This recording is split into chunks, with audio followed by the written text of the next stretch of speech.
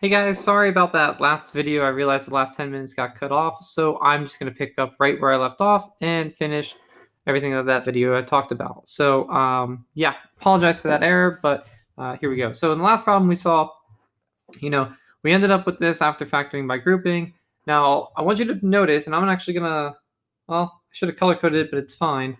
You'll notice that both of these groups have 2x minus 1 in the parentheses, right? They both have that 2x minus 1. And that's part of our answer, right? 2x minus 1, that's going to be part of our answer. The last part is 2x squared plus 3. So when you write your final answer, the first part's going to be whatever parenthesis group that they had in common, which in this case was 2x minus 1. And the second part's going to be what's left over without those parentheses. So that's why I put these x's here. If you consider those being taken out, what's remaining is 2x squared plus 3.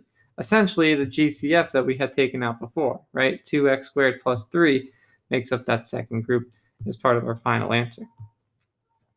Okay, now let's jump into, let's go to the next slide here.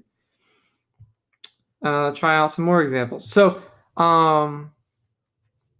wait, did I miss one back here? Oh yeah, I did miss one back here. I want to do this one here on example 2, 5y to the third plus 10y squared. Let's do this one.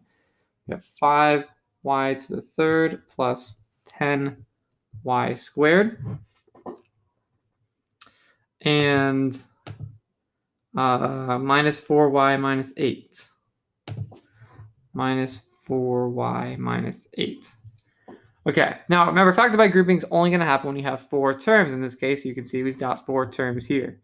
And when we group, we're going to group these so that the first 2 terms are together and the second 2 terms are together. Now watch carefully how I put the parentheses on the next set of terms, the last 2 terms here. Put the parenthesis like this.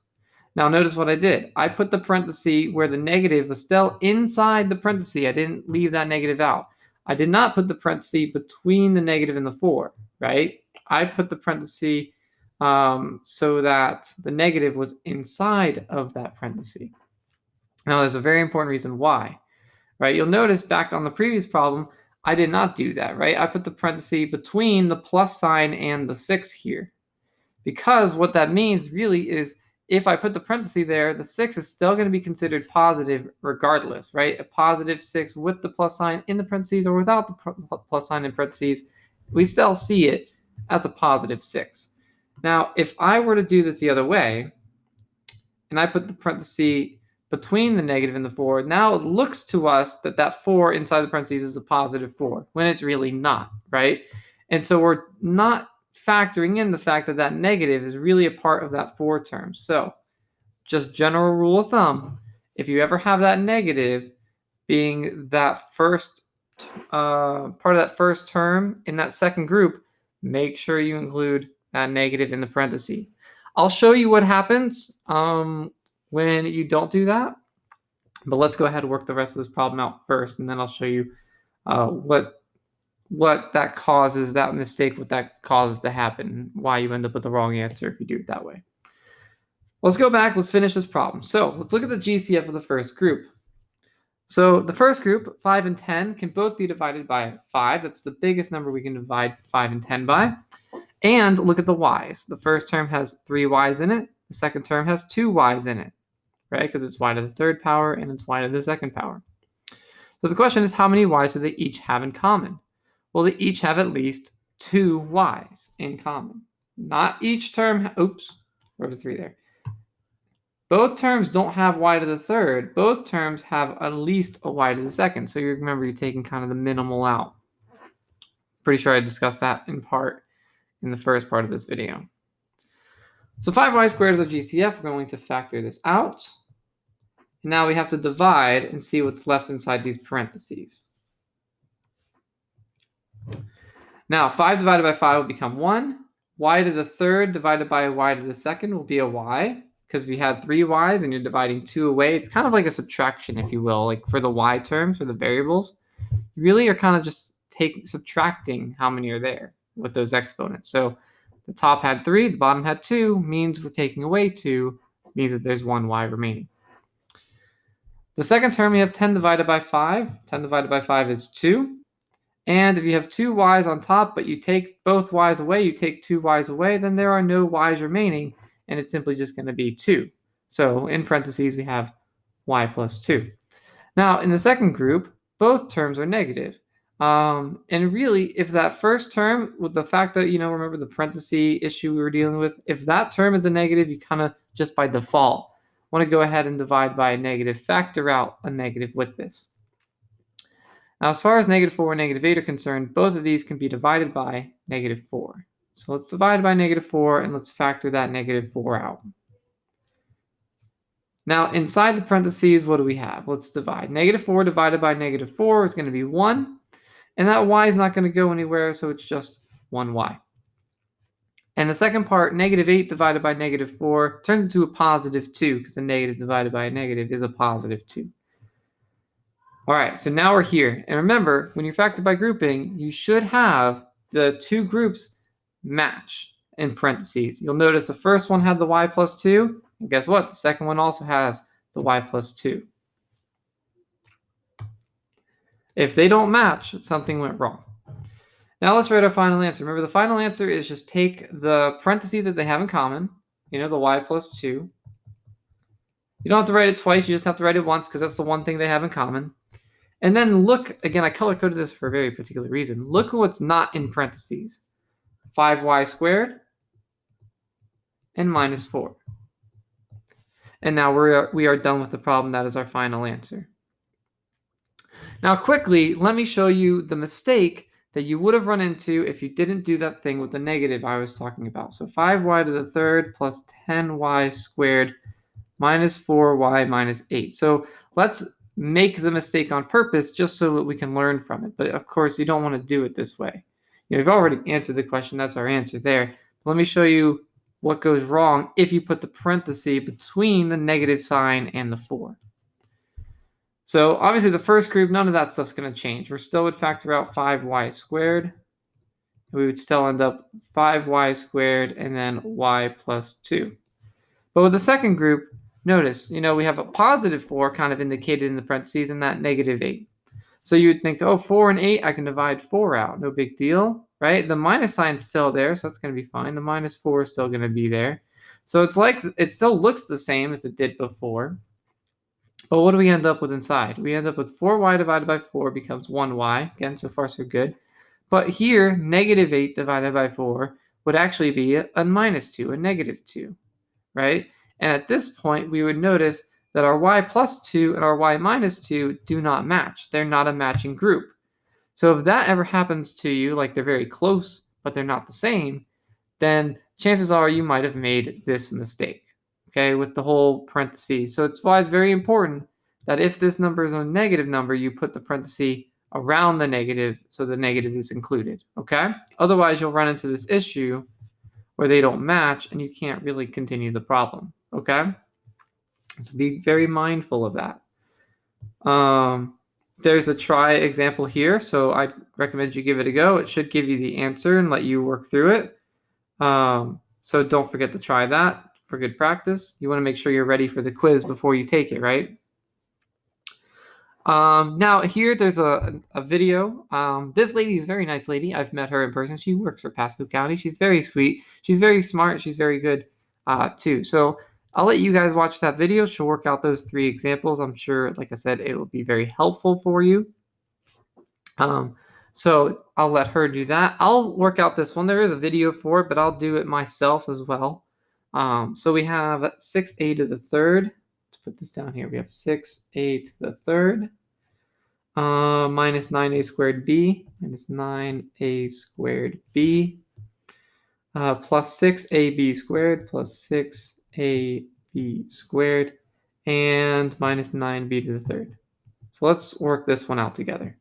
Now let's go ahead, put our parentheses up, set up our groups. So there's my parentheses. There's a plus sign here before the 6, so I can leave that out. There's no problem there with the parentheses. We can put it in the parentheses or we can put it out the parentheses. Doesn't matter. Just pointing that out. It's really only if that was a -6 would we have to really be mindful of what we're doing. All right, let's look for a GCF in the first group. So the first group, Oh, actually, I forgot to point this out. I didn't even mention this. Okay, before we actually do that, guys, I'm sorry. I didn't do this in the first video. I was just trying to rush through this one. Let me fix this. There's actually something we can take care of here. Now notice, all four terms actually already have a GCF. Between all four terms, without even having to group them, all four terms can be divided by 3, because the 6 and the 9 and the 6 and the 9 can all be divided by 3. So let's take that GCF out of the whole group first, right? Let's bring that 3 out. So that 3 comes out, and that when I divide every term by 3, I end up with 2a to the third minus 3a to the second b plus 2ab to the second, and then minus 3b to the third. Okay, now it's very important to point out that the 3 that's now outside that we factored out, it's still there. It will be there as part of our answer, but for the rest of this problem, kind of just ignore it, but don't forget to include it back in our final answer, okay? But what we really want to focus on is back in the parentheses. We want to go ahead and factor the rest of this by grouping again, okay? We have the 4 terms. There is no GCF remaining in those 4 terms, so we're going to factor the 4 terms by grouping. So we'll group the first 2 together and the last 2 together. Like I said, the 3 out here is important, but it's not going to be something we have to work with while I factor by grouping. Like I said, it's still there, it's still useful, and it will be part of our answer, this 3, but for now, just ignore it. Focus on the factor by grouping. The first group, the 2 and the 3, there's nothing I can divide out of that. However, both of these terms have a's in them, a to the third and a to the second. So that means each term has at least 2 a's, a to the second. So I'm going to factor that a to the second out. And in parentheses, I'll still have the 2 because I'm not dividing that 2 by anything here. If I had 3 a's on top and I take 2 a's away, then I'll have a single a remaining. So a to the first power, or just a simple a. For the second group, that 3 is not going to go anywhere, so it's still minus 3. I had a squared, and I'm taking out a squared, so all the a's are going to cancel out. However, that b is still going to be there. Now for the second group, again, the 2 and the 3, there's no number I can divide those by, but both terms have b's in them. The first one has b to the second, the last one has b to the third. So that means each term has at least 2 b's in it, so I'm going to factor out that b to the second. So that b to the second is going to come out. Join that plus sign, we'll have plus b to the second. And now in parentheses, let's see, that 2 in the first term is still going to be there. The a is still going to be there, but the b to the second divided by the b to the second, you had 2 b's, you took them all away, so there's no b left in that term. Now for the last part, we still have that negative 3, but we had 3 b's on this one. We took 2 of them away, so that's just going to be a single b to the first power, or just a single b. So now here we are. Notice again we have our matching groups. We have 2a minus 3b and 2a minus 3b. So what are we going to do? That's going to be part of our answer, right? 2a minus 3b. Just take that matching group and write it down in part of your answer. Now the second part of our answer, remember, is what's not inside the parentheses. So a squared plus b squared. And there you go. There's your answer. But don't forget that 3 out there, that was very important. That 3 still exists. And it's still going to sit on the outside of these parentheses as well. So your final answer has that 3 in front. And then in parentheses, 2a squared minus 3b and a squared plus b squared. So that is fully factored. Nothing more we can do to that problem. Okay. Like I said, if you're wanting to rewatch this example through the video they have here, by all means, go for it. Doing it twice is better than doing it once. Don't forget to do the try it problem here to work it out on your own as well. All right. Page 5 of 6 is just some practice for you guys. I'm going to let you guys do this. It's just factored by grouping. You're going to have to, of course, use the drop-down menu to try to match what's the correct factored form for each of these. But yeah, I'll let you guys do that. You should be able to check your answers as you work. And there's another one down here. I'll let you guys do that. Okay. Practice those first. Make sure you can do those and get them right before you take the quiz. Okay. Page 6, just reminding you to review it. But once you're ready, hit the next at the very bottom right, and start the quiz. And that'll be it for this week. You'll be done with all this week. You can work on other classes or, just take a relaxing break until next week. Okay? I'll see you guys then, and I'll make videos for those as well. All right. Have a good day.